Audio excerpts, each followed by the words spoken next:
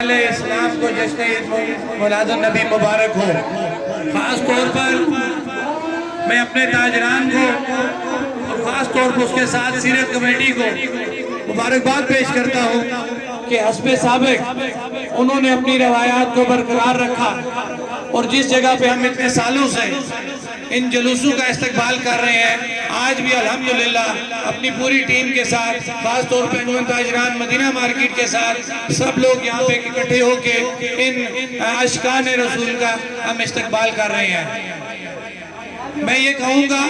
بے شک مہنگائی کا دور بھی ہے، اس میں کوئی شک نہیں ہے، لیکن یہ ایک کاروبار آپ کر رہے ہیں جو اس وقت یہ لوگ اس وقت سڑکوں پہ نکل رہے ہیں۔ میرا یہ ایمان ہے کہ آج جس نے اپنے نبی کے لیے مہنگائی کو برداشت کیا، لیکن اس کے باوجود وہ اپنی روٹین میں باہر نکلا، اپنی نبی کی محبت میں، اس کے پیار میں، اس کو یہ آخرت میں